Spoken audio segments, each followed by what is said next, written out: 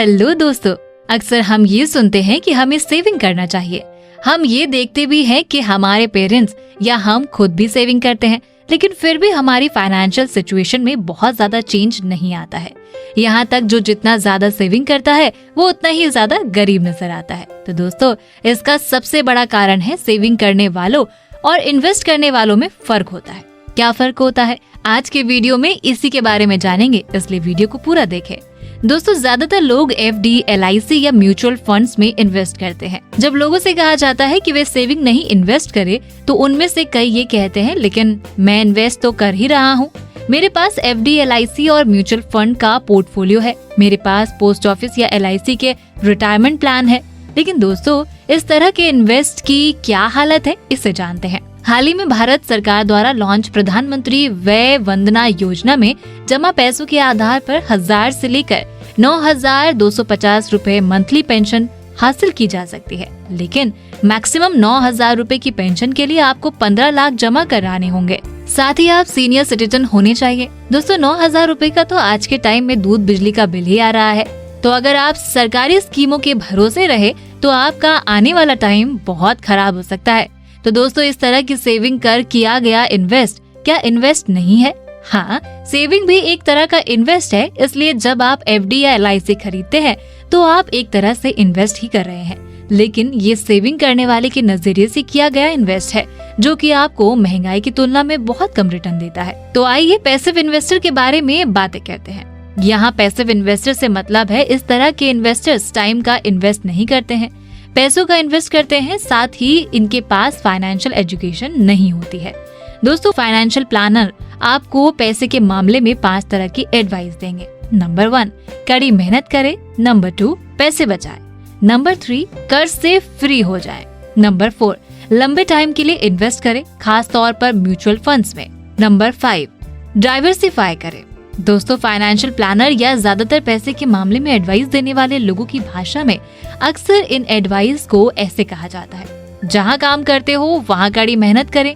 ध्यान रखें कि जिस कंपनी में आप काम करते हो उसमें पेंशन स्कीम जरूर हो, उसमें ज्यादा से ज्यादा PF कटता हो। आखिर इस पैसे पर टैक्स नहीं लगता है। अगर आपने हाउस लोन लिया हो तो उसे जल्दी से चुका दे। अगर आपके पास क्रेडिट कार्ड हो तो उसका यूज कभी ना करें। इसके अलावा बैलेंस्ड पोर्टफोलियो भी रखें, जिसमें कुछ ग्रोथ फंड हो और कुछ स्मॉल कैप फंड हो, कुछ टेक फंड हो, विदेशी शेयर बाजार फंड हो। बुढ़ापे की फिक्स्ड इनकम के लिए पोस्ट ऑफिस में भी इन्वेस्ट करें। जाहिर है, जितना हो सके डाइवर्सिफाई करें। साथ ही आपने ये एडवाइस जरूर सुनी होगी, अपने सभी अंडे एक ही टोकरी में रखना समझदारी नहीं है। दोस्तों, ऑथर ये नहीं कह रहे हैं कि ये काम बंद कर देना चाहिए। ये कुछ लोगों के लिए अच्छी एडवाइस है जिनकी लाइफ फिलॉसफी सेविंग की है या जो पैसिव इन्वेस्टर है। लेकिन ऑथर का मानना है कि आज के माहौल में ये सबसे डेंजरस फाइनेंशियल एडवाइस है। हालांकि फाइनेंशियल रूप से नादान लोगों को ये सेफ और इंटेलिजेंट एडवाइस लगती है।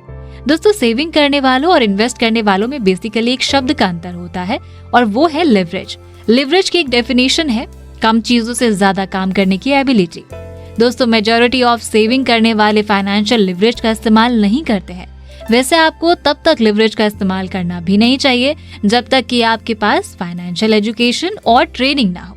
इस पर हम आगे बात जरूर करेंगे। आइए हम एवरेज एडवाइस को सेविंग करने वाले के नजरिए से और फिर इन्वेस्टर के नजरिए से देखें।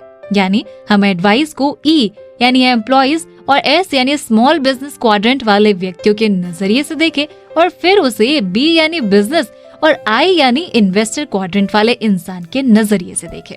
सबसे पहले बात कर लेते हैं पहली एडवाइस की, जो है कड़ी मेहनत करना। ज्यादातर लोग सिर्फ खुद की कड़ी मेहनत करने के बारे में सोचते हैं।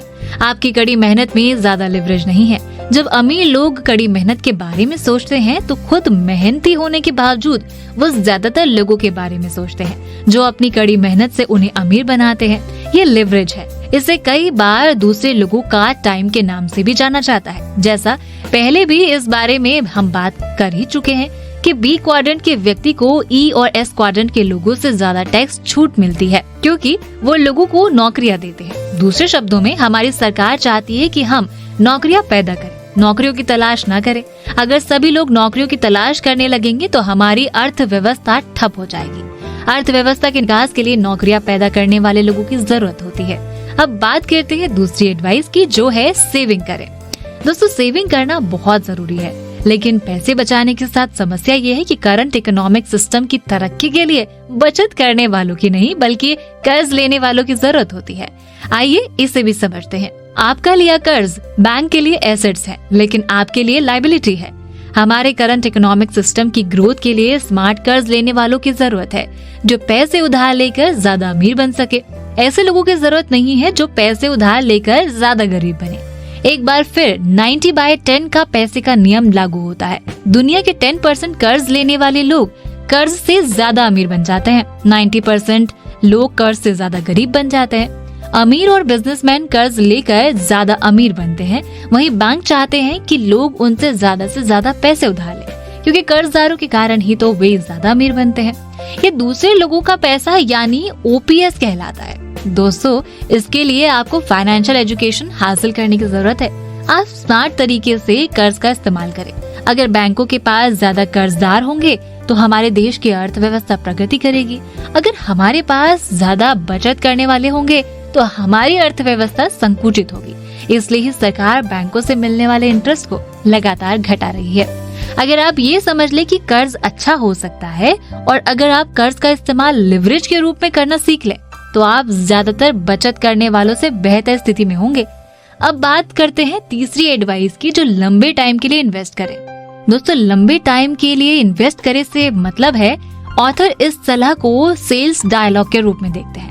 अपना पैसा मुझे कई सालों के लिए दे दे, मैं आपको अपनी फीस पर डिस्काउंट दे दूंगा। वो इसे सेल्स डायलॉग कहते हैं। वो इसे सेल्स डायलॉग इसलिए कहते हैं क्योंकि लंबे टाइम के लिए इन्वेस्ट करना इसी तरह की बात है जैसे कोई एयरलाइंस अक्सर हवाई यात्रा की कोई स्कीम रख रही होती है।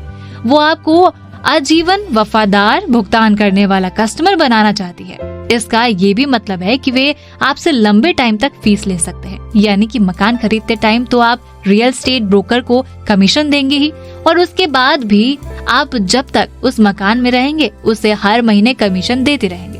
वहीं म्यूचुअल फंड दूसरे इन्वेस्टमेंट जितना फायदा इसलिए नहीं पहुंचा सकते हैं क्योंकि फंड मैनेजमेंट आपसे फीस वसूल करते हैं। हालांकि फीस देने में कोई दिक्कत नहीं है, लेकिन कमतर प्रदर्शन के लिए फीस देना अच्छा नहीं है।